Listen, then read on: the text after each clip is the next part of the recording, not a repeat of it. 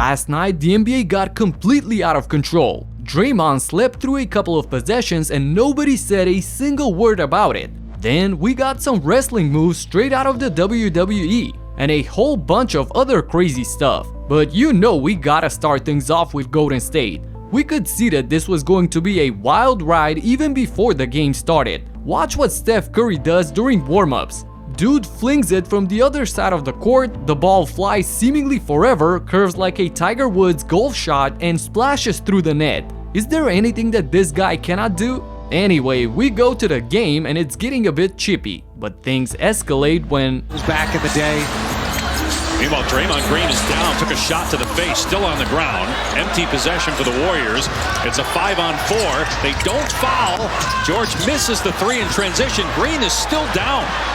You're going to see him on the floor here as the Warriors bring the ball up the court. Curry keeps it alive underneath. Kuminga with the slam. Play is still going.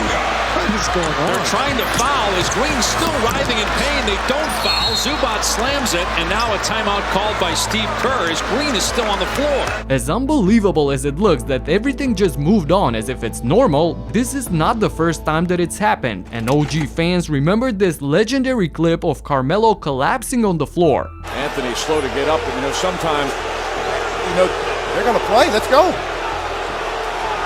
They let it go. Smith intercepts the pass. Anthony out on the floor. What is he doing? Well, they're playing around him. And it's a travel. They call it travel. Anyway, this ended up being a close game, but Klay Thompson inexplicably commits two costly mistakes. Why are you fouling with 40 seconds to go? Just look at Steve Kerr, who's beside himself on the bench. Thompson was definitely not aware of the time left. Klay with the big mistake there. You don't need to foul. You're down by 3.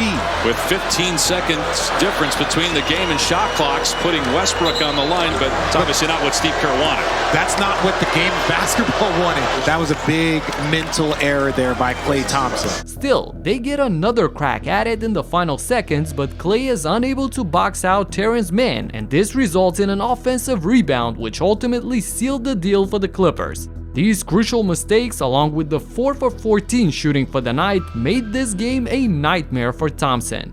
Moving on from this ugly performance to an absolutely heroic finish by De'Aaron Fox. With 2 minutes to go, the Kings were down by 1 on the road, and this is when Fox decided to take matters into his own hands. Mr. Clutch a season ago, getting to his spot, yes! Sacramento gets a stop, and the very next possession you know who's got the ball. And it's a high screen for him to take off all the way inside and the beautiful floater to make it a 3-point game, forcing the Nuggets to call a timeout. But what happened right out of the timeout is probably the play of the game.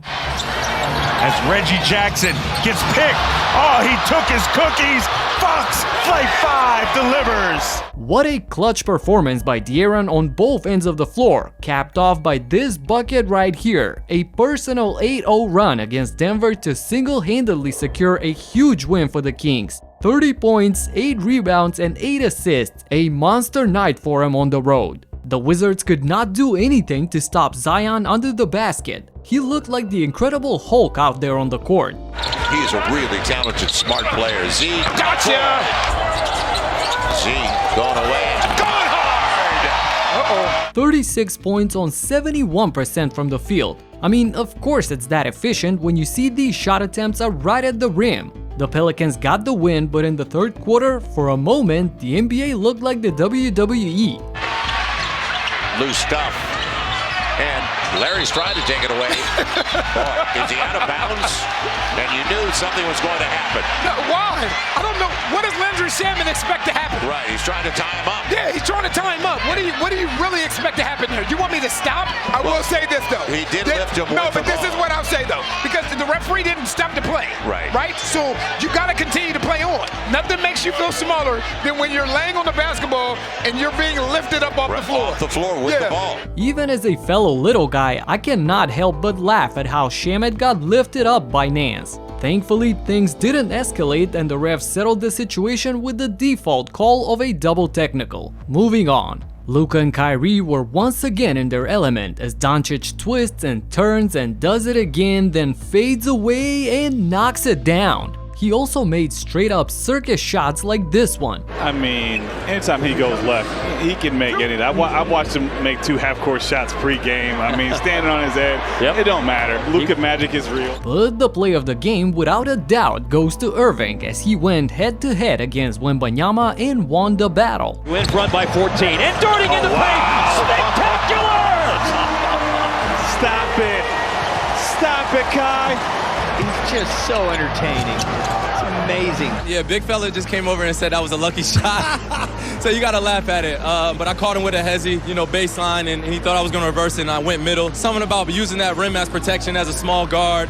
Sometimes it works, sometimes it doesn't, but that play it worked, so I'm grateful. I know Wemby is a phenomenal defender already, but I'm never gonna doubt one of the best finishers in NBA history and say that he got lucky. 61 points between the Mavs duo, and they get an easy win at home. Speaking of this, Anthony Davis and Rui Hachimura for the Lakers combined for 73 points. And what's really interesting is that 2 Lakers teammates go for more than 35 points in the same game for the first time since Kobe and Shaq. Can you imagine that? It's been more than 20 years since this has happened. I would have been certain that Kobe and Pau did it in the meantime, or maybe LeBron and AD. But no, apparently it's Davis and Hachimura.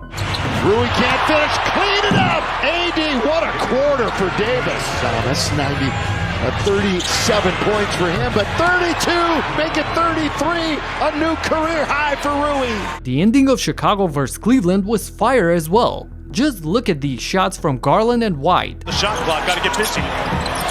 Playing with his food over Caruso. Splash! And he makes that shot. About 10. Kobe White got an answer for everybody. Ties it at 103. Then the refs called this kind of a necessary foul with the ball still not inbounded, which is a one-shot technical, giving the Cavs a 1-point lead. Despite that, Chicago still had a chance in the closing seconds, but they turned the ball away. And with a foul to give, this meant that the Bulls have to foul twice before the clock runs out. And after missing a shot for the win just last game, Garland now goes at the line for some clutch free throws and calmly makes them both. A 3-point game, so Chicago has one final shot to send this game into overtime. Vucevic makes the catch, looking for White on the DHO for the tie, and it comes off.